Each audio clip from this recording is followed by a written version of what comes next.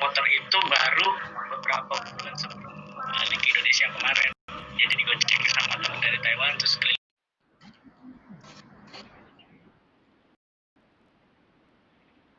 Tahu kemana sendiri gitu kan.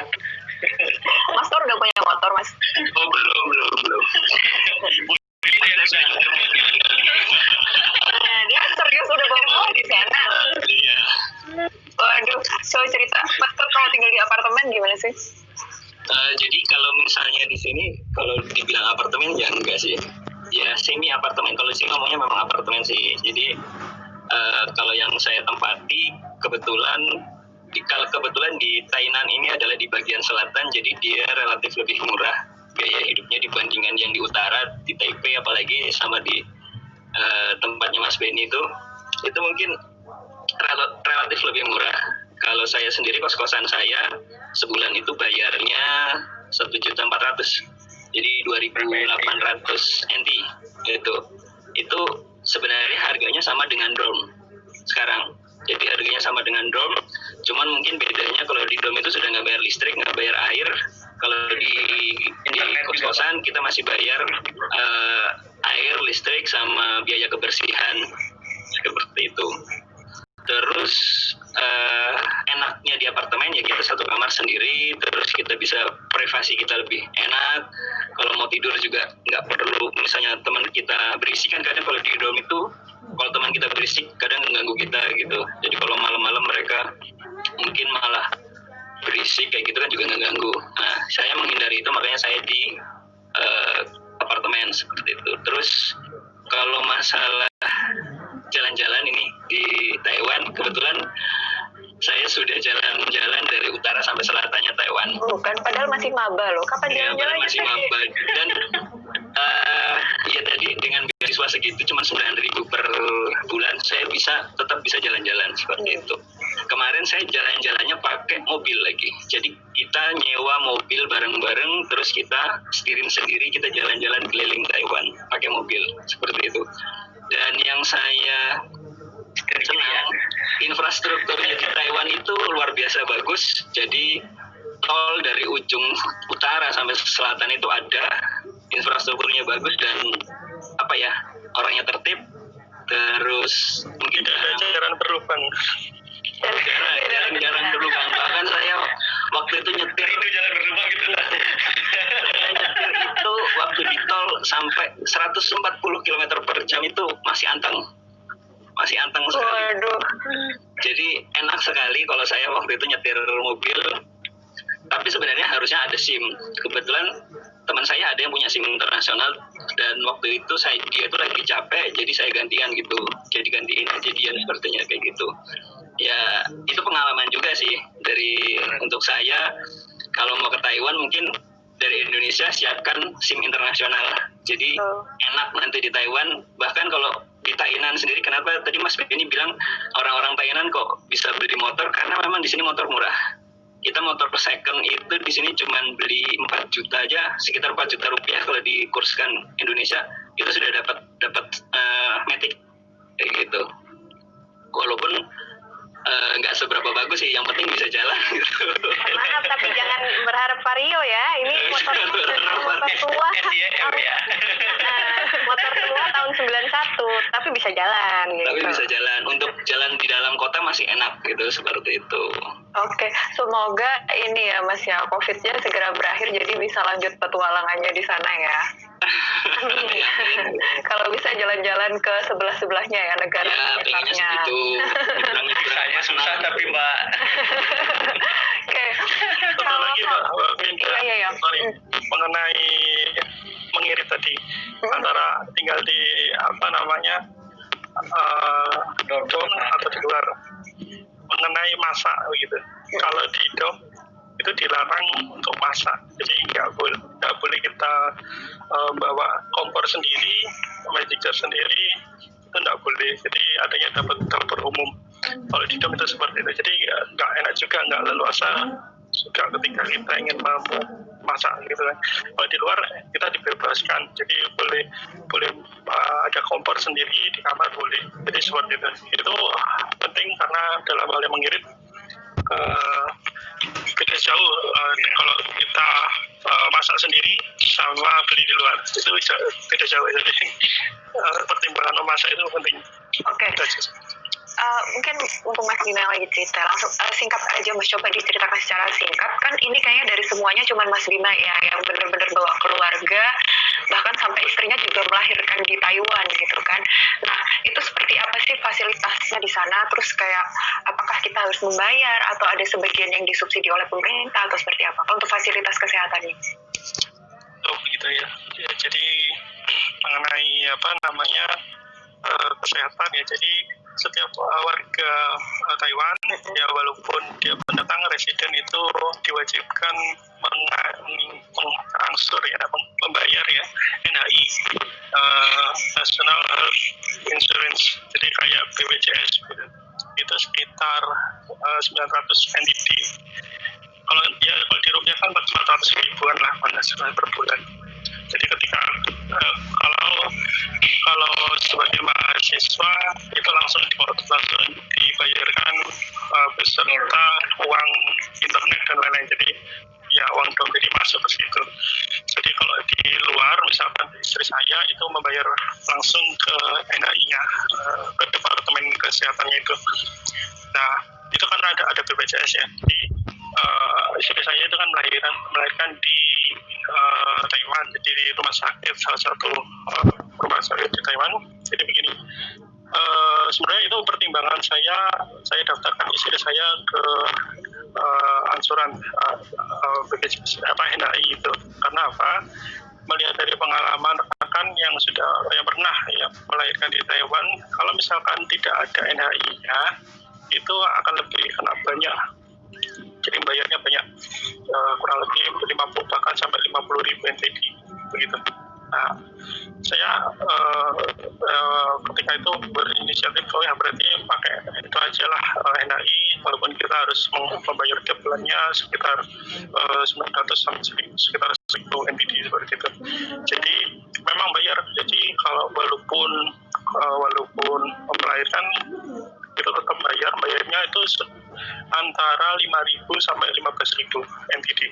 Jadi ya kalau diskurskan termasuk murah sih kalau diskurskan di Indonesia. Jadi kalau 10.000 kan sekitar 4 juta ya, setengah. Berarti ya sekitar 4 juta lah, 4 juta untuk melahirkan di Taiwan gitu. Dan satu lagi NHI itu yang saya tahu ya, itu tidak ada kelas. Jadi setiap warga di Taiwan itu walaupun kaya, miskin, dan lain-lain, itu satu jenis NHI, itu sama semua. Jadi begitu. Ya pelayanannya bagus ya. Jadi ketika di rumah sakit itu mungkin ya kamarnya juga bagus, kamar untuk perawatan gitu. Mungkin nggak ada satu ruangan itu maksimal 2, satu ruangan, dan itu ada skapnya juga begitu. Oke Mas, berarti intinya memungkinkan ya kalau kita membawa keluarga ke sana gitu ya, tapi mungkin harus lebih berhemat gitu ya. Harus berhemat, jadi harus berhemat, dan itu harus kita, kalau misalkan saya beasiswa kan kampus, jadi pas sebenarnya Mas. Jadi saya harus mencari penghasilan lain, yaitu part time begitu. Jadi ya itu saja sih permasalahannya. Oke. Nah, Bapak Ibu audiens, sebentar lagi kita akan berbincang soal, ini yang terakhir ya, kita akan berbincang soal makanan di sana, kuliner di sana. Nanti biar Bu Happy aja yang cerita. Kayak makanan halal ada nggak sih? Terus rasa makanan di sana seperti apa? Katanya kapan hari Mas Tor cerita, katanya pengen ini apa nasi goreng. Tapi yang di sana nggak ada gitu ya.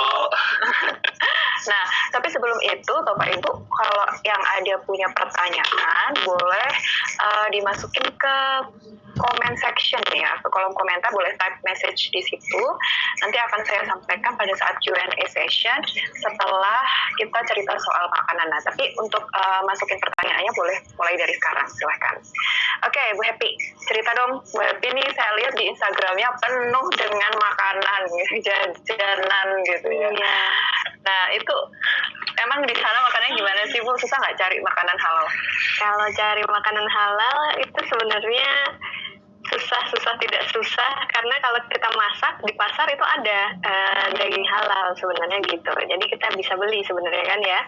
Tapi memang kalau untuk yang jajan, yang beli makanan halal itu cuma beberapa toko tertentu gitu. Biasanya orang Pakistan, orang India yang jual makanan halal, dan itu nggak banyak gitu. Tapi alternatifnya adalah kita bisa makan makanan vegetarian. Nah, atau kita mengingat yang namanya karakter di sini kan Muslim Student Association-nya sama ada formit gitu. Buat clue card, di mana di situ ada tulisan kayak apakah mengandung babi, apakah mengandung hal-hal lain yang nggak boleh kita makan, tuh ada kartunya, sehingga bawa aja itu kemana-mana. Jadi bisa membantu lah kita untuk mencari makanan halal. Dan karena dilihat di Instagram saya juga banyak makanan, berarti jangan khawatir kalau soal makanan halal, banyak. Apalagi kalau sukanya Bapak Ibu ini sukanya boba gitu kan ya, wah apalagi harganya. Aduh itu saya murah, ya. Ya promosi. Ya. Duta boba. Duta boba. Gitu, Mbak Pinda. Tapi makanannya mostly makanan sehat atau goreng-gorengan. Oh, Yang iya, saya bener. jadi kan suka makanan gorengan atau enggak gula-gula gitu ya. Pokoknya yang sehat banget lah ya kalau di sini kan. Nah, itu kalau di sana Kalau untuk sehatnya, sehat sekali. Even boba itu ya, kalau kita beli ada pengaturan sugarnya, gulanya boleh tanpa gula ataupun dengan gula, dan esnya bisa diatur. Dan untuk gulanya, kalau yang suka manis Indo ya, 100% manis di Taiwan ini tidak semanis di Indo. Jadi ya Allah aman, bagus untuk diet. Dan untuk makan diet. itu buat Hanya faktor kurus ya. iya benar, faktor kurus 8 kilo. Saya pernah kurus gitu kan. Pernah kurus. Nah, untuk makanannya kebanyakan kayaknya sepertinya metode memasaknya orang sini nih kebanyakan kayak stir fried gitu ya, tapi nggak fried. Jadi stir friednya itu ya kayak cuma direbus pakai air sedikit gitu. Akhirnya ya sehat dan minim garam, minim gula. Jadi orang sini itu kalau untuk cita rasa yang paling wow-nya pun itu rasanya tidak semicin nasi goreng Arema seperti itu.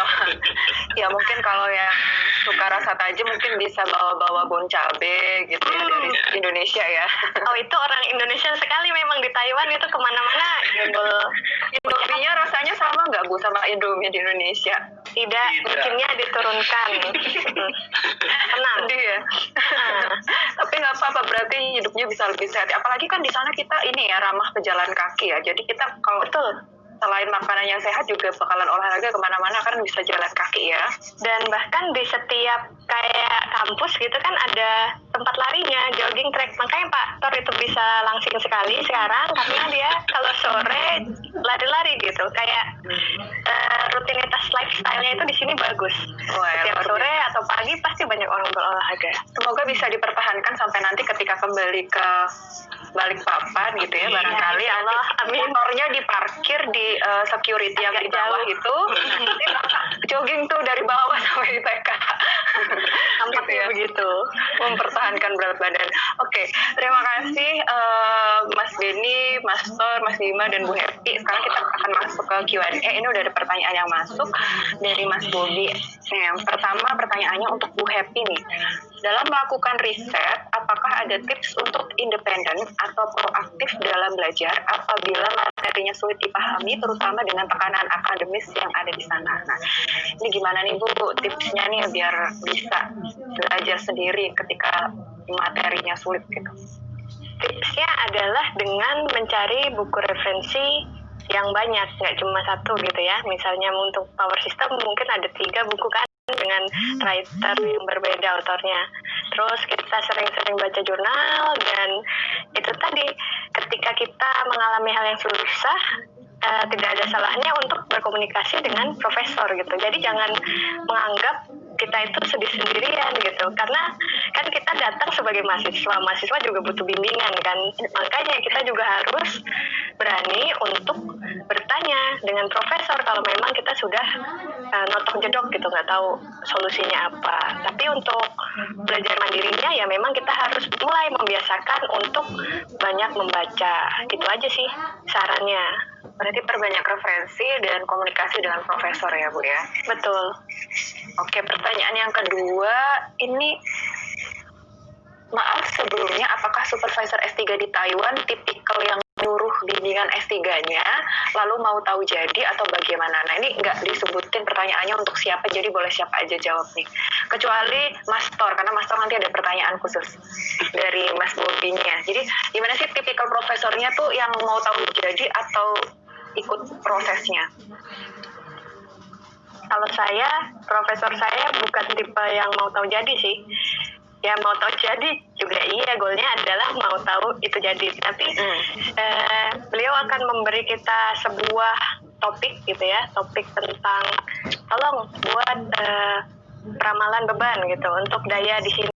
Nah di situ kita akan mencari dayanya sendiri, mencari data-data yang diperlukan gitu kan, dan metode-metode memang tetap kita yang cari tahu sendiri. Namun ketika sudah ada hasil sedikit, kita harus omongkan gitu ke profesor. Dan karena beliau kan yang tahu sebenarnya, walaupun beliau nggak ngasih tahu ini loh tekniknya harusnya pakai ini atau itu, tapi beliau tuh sudah tahu bahwa output yang diinginkan tuh harusnya seperti ini, approach-nya bukan yang itu gitu. Kalau dari saya gitu, profesornya tetap meng-supervise gitu, walaupun kita sendiri sebagai aktornya. Kalau saya ini Bu, los. Karena kebetulan prof saya itu ya itu tadi yang sebelumnya saya bilang demokratis sekali itulah istilahnya. Los, pokoknya kamu tipe topik risetmu ini, kamu mau jungkir balik, mau bagaimana menyelesaikannya, maunya prof tahunya output gitu. Dia tidak terlalu peduli dengan proses mau berdarah-darah, mau having fun, mau sambil jalan-jalan. Yang penting ketika dia tanya sampai di mana, output sudah keluar gitu. Jadi agak enaknya sih itu. Jadi cara-caranya kita bebas gitu, nggak terlalu di guidance secara ketat gitu istilahnya. Kalau saya sih profesor saya gitu.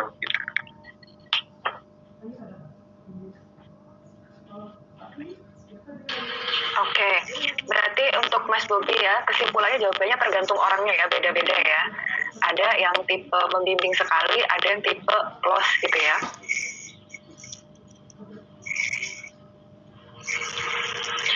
Oke, selanjutnya pertanyaan untuk Mas Tor. Halo Mas Tor, saya connect nggak ya? Iya, connect Mbak. Nih, seberapa dalam kira-kira level matematika yang harus dikuasai untuk S3 bidang kontrol sistem di Taiwan? Misalnya dalam ujian kualifikasi doktoral dan riset. Oke. Jadi sebenarnya gini, disclaimer dulu, saya nggak masuk di kontrol sebenarnya. Saya nggak masuk di kontrol, tapi saya sekarang ini di Power Group sama dengan Bu Happy Power Group, tapi saya tetap berisetnya tentang kontrol. Cuma jadi saya ini lebih ke aplikasinya kontrol terhadap di sistem kalau saya sendiri di mesin listrik yang dipakai di kendaraan listrik. Jadi kontrolnya seperti apa? Kalau untuk level matematika sebenarnya sih di sini saya sendiri jarang megang matematika, saya lebih banyak programming. Jadi sebenarnya programming ini yang harus lebih dikuasai daripada kalau matematika itu hanya untuk proof aja. Untuk nulis buku itu mungkin matematika akan dibutuhkan itu. Tapi kalau untuk yang lebih penting adalah programming. Jadi programming itu yang lebih penting daripada matematika kalau menurut saya. Nanti matematika itu bisa dipelajari nanti setelah kita berhasil membuktikannya dengan programming. Kalau menurut saya sih seperti itu. Jadi simulasinya kita sudah selesai, baru kita validasi dengan matematika seperti itu. Kalau levelnya ya mungkin cuman deriva turunan, integral, terus matrik, terus apa lagi? Itu aja sih kayaknya. Gitu ya. Berarti intinya lebih memperdalam di di programmingnya ya, lebih kuat di programming. Kuat di programming. Profesor akan lebih senang kalau kita paham programming. Jadi banyak proyek yang bisa kita lakukan kalau kita bisa bisa programming kayak gitu. Oke, ini ada tanggapan dari Mas Bobi. Alhamdulillah, terima kasih banyak, jawabannya sangat membantu. Sama-sama Mas Bobi. Nah, sebelum kita tutup nih ya, udah habis waktunya. Mungkin ada tambahan dari Mas Mbak sekalian yang mungkin kita kelewatan bahas, kita belum bahas, atau mungkin kalau nggak ada tambahan bisa kasih sepatah dua patah kata untuk memberikan semangat untuk teman-teman semua di sini agar mau segera berangkat S3 gitu. Kalau bisa ke Taiwan juga biar nemenin Master sama Mas Denny ya. Gitu. Ya silahkan, bisa dari Mas Bima dulu boleh. Seperti apa ya Pak? Saran begitu ya? Ya boleh saran, boleh atau pembahasannya kita belum sempat membahas tadi, kalau ada tambahan juga boleh. Apa ya? Jadi mungkin ini aja sih untuk rekan-rekan semuanya ya segera mungkin untuk S3 gitu. Kemudian saya membahas mengenai Taiwan ya. Kesimpulannya Taiwan itu rekan-rekan bisa mencobanya, kemudian maksudnya mudah begitu, terus kemudian ketika masuk fokuslah itu yang sesuai dengan saran dari Bu Happy tadi yang sudah berhasil tepat waktu. Jadi fokuslah, jangan berpikir untuk menikah, untuk misalnya belum menikah dan selesaikan dulu, fokus sampai selesai gitu. Saya kira bisa, dan tetap semangat untuk semuanya. Itu saran saya saja. Jadi intinya fokus mengenai profesor dan lain-lain itu kualitasnya bagus. Jadi di Taiwan itu bagus. Jadi pendidikan, kualitas kehidupan di sana semuanya bagus gitu. Ya, terima kasih Mas Bima. Ya. Kemudian kita lanjut geser ke Bu Happy. Baik, kalau dari saya benar, fokus, jangan takut dengan stigma-stigma sekolah di Taiwan nanti bisa lulusnya nggak tepat waktu, nggak. Asal ada planning yang baik, menurut saya di mana aja kita bisa tepat waktu. Dan kita juga karena berangkat sekolah ke luar negeri tentu akan banyak challenge ya, dari kesendirian, rasanya sedih karena orang Taiwan ternyata pendiam-pendiam gitu, terus atau ternyata kita nggak punya teman diskusi ketika riset, atau bahasa Chongwen. Jangan jadikan itu sebagai kesulitan, kita harus tetap semangat. Ya udah sih, namanya sekolah susah, wajar kan, kita masih level murid gitu ya. Beda nanti, intinya sabar dan tekun dan dijalani terus. Intinya itu dari saya. Dan ya memang sebaiknya kita tuh bawa beasiswa sendiri itu benar sih. Jadi kita benar-benar fokus, nggak mikirin uang beasiswa belum keluar gitu kan ya. Karena kalau bawa beasiswa sendiri nominalnya terjamin, hidup terjamin, ya apalagi yang kita kerjakan, kalau nggak tinggal sekolah. Seperti itu sih dari saya. Ya berarti dijalani tetap tekun, jangan pusing memikirkan finansial ya, kalau bisa benar-benar pegang beasiswa. Oke, geser lagi ke Mas Denny. Kalau dari saya, kalau pengen kuliah kurikulum Amerika tapi nggak pengen ketemu Donald Trump, ke Taiwan aja.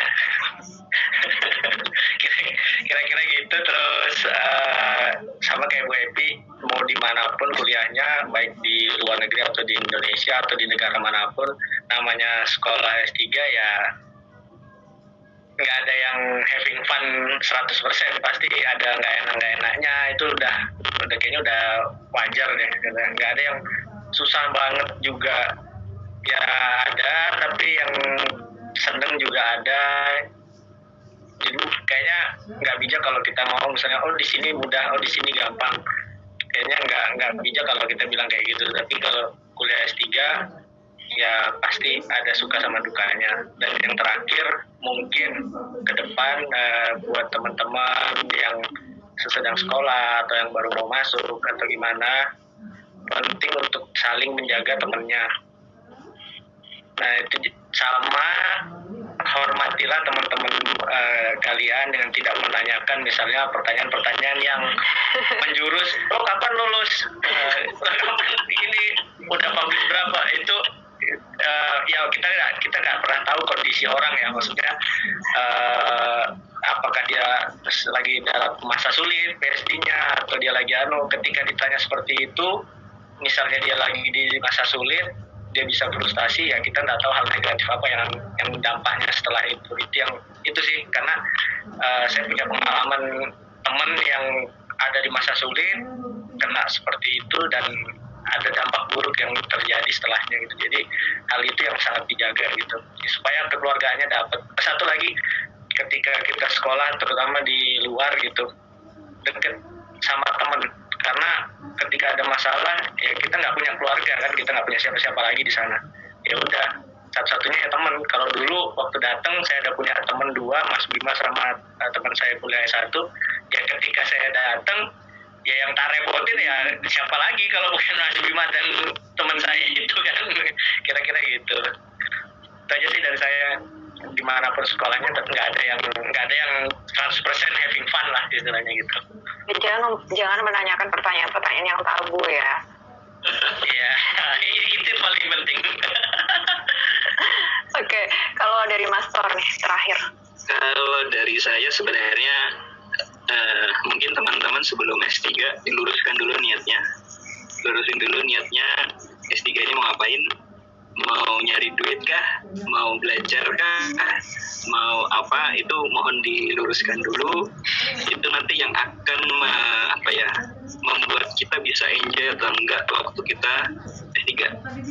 Kalau dari awal mungkin nyarinya mungkin ada ya yang saya pengennya jalan-jalan kayak gitu. Begitu nanti S3 nggak bisa jalan-jalan, stres.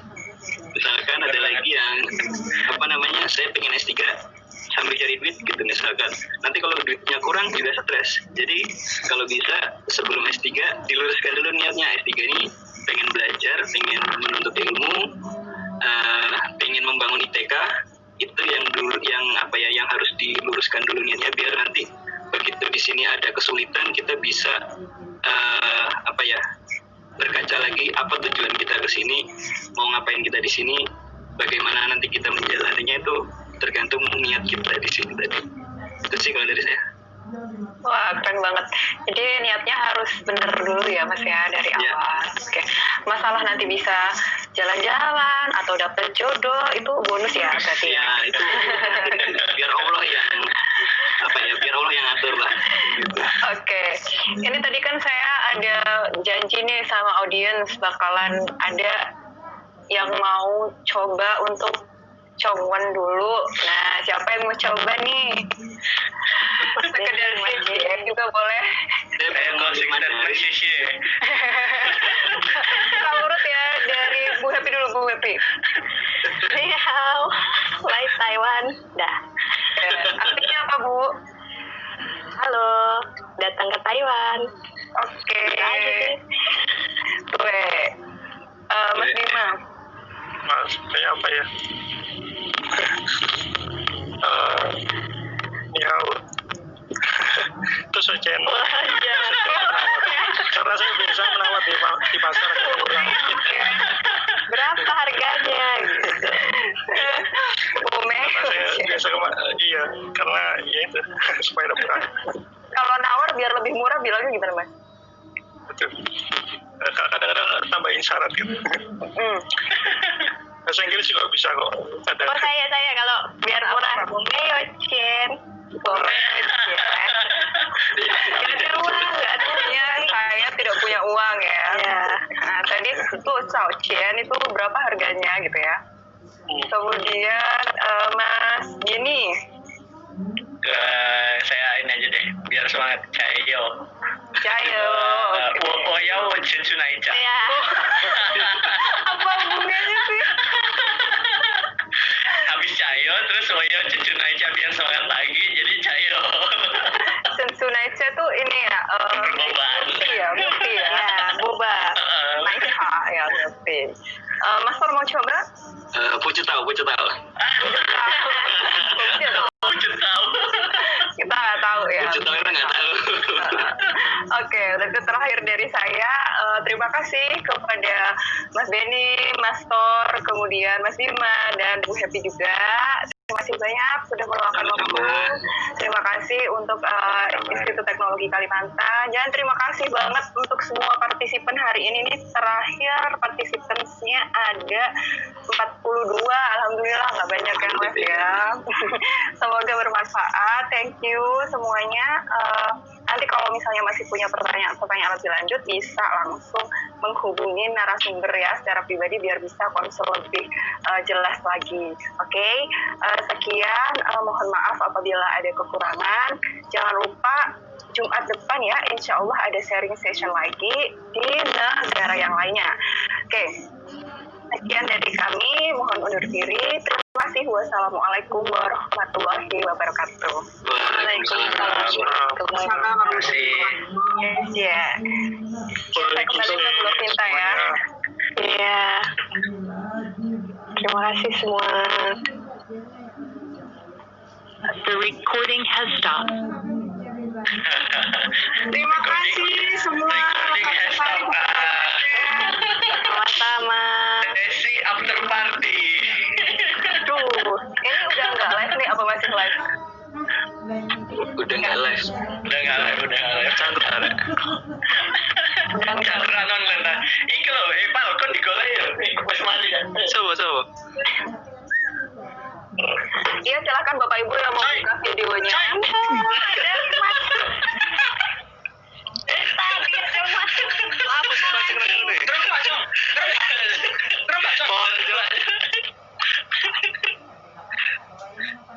Adrian nanti Adrian. Dia balik. Ono pembimbingnya, Bos. Bapak Ibu yang mau live monggo. Ini kayaknya lanjut sesi gibah ya. Ya. Ayo Ben, kejarnya arep gibah Ben. Loh.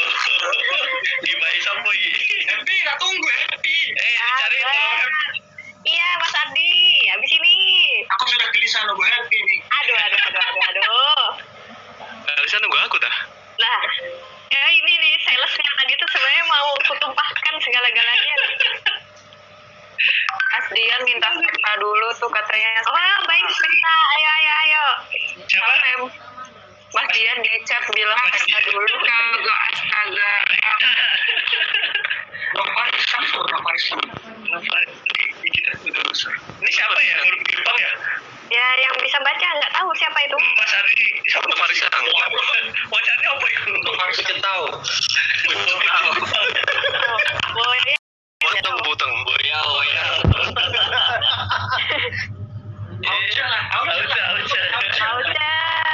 Hauce. Oh iya. Secamping lah. Hari ini lumayan loh pesertanya sampai 51, 52 tadi biasanya cuma 30-an. Wah, contoh. Tentu mah. Kok Sopo iki? Apa iki? Sopo iku Pal, mburimu Pal. Sikil lho munggah-munggah. Profesor Pak. Oh, nangganya los. Kak guru. Ada profesor Pak. Siapa itu? yang Novarisam tadi angkat tangan loh. Oh, apa? Siapa Novarisam ini? Oh, dari mana? Wah, karena Rendes ya. Sama Indonesia itu. Apa iki? Pencet jadi ini. Pencet. Ada yang ini non IPK nggak nih? Iya. Ini buriku ini Aku ya. Assalamualaikum, dadah. Buriku non ITK ya. Dia mau ini kapal apa? Mancing tor. Mancing tor. Ayo mancing. Bangkit, sebagai dia kapal kapal. Kapal tangan kau dulu gitu. Iya. Kontrakan cemerlang loh. Oh iya. Bosnya kontrakan cemerlang ya supaya bosnya. Kontrakan cemerlang dah. Koki kontrakan cemerlang nang Jepang ya saya buaya deh. Saya salah di kokir ya. Untuk masak anu saya. Waduh. Cuma deh. Belum udah capture dan tadi Bu. Nah, apa? Capture. Pasti janjian ini. Capture-nya free. Mana nih? Nah, bisa dewe-dewe gitu. Soalnya mas jadi ngarep rumah. Dewe-dewe. Udah ini banget sampai nanti mas. Nggak mau naik. Nggak usah ini kan. Terus Fadli ya. S3 mau ke Taiwan enggak S3-nya? Itu kan. Jadi berangkat sama. Yuk, S3 yuk aja. Ya nggak nyampe. Jadi berangkat tak? Jalan ayo.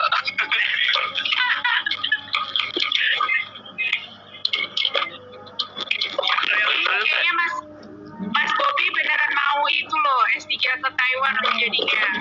Mantap lah. Lengkap banget sih tadi kalian bahasnya keren-keren. Ke Cina Mas Bobi. Kan gak sedang meletak di sana. Apa ke Cina? Mas Bobi kasih diri dulu. Yang bagi si Cimpling. Oh boy. Ada Mbak Umi. No free Pak. No free siapa Bray? No free siapa? Anyar kah? Mahasiswa aku. Oh halah. Oh, berarti Nova Risang ini mahasiswanya Mas Tor. Ya. Arpre ini sama nganari. Hah? Arpre ini? Iya, orang depan.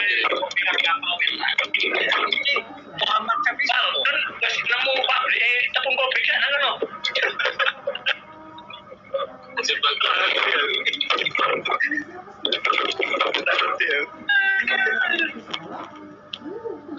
Tarik ke jalan, kayak sampai kapal, kayak ada rajin dulu nang lab.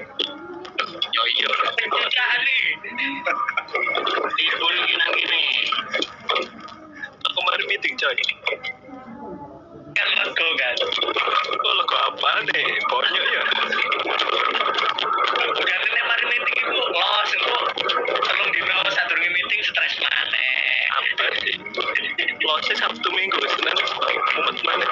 Kalian teruskan ya. Ini siapa mau di host ini? Aku mau live dulu ya teman-teman. Aku tak live aku harus mulai. Ya udah, saya live juga lah kalau gitu. Ya, kita live semua. Ya, sehat-sehat. Assalamualaikum. Jepang rek. Aku bisa. Lagi ya sharing sessionnya ya. Rawat taci. Assalamualaikum. Waalaikumsalam. Mari kita live. Thank you ya. Ya.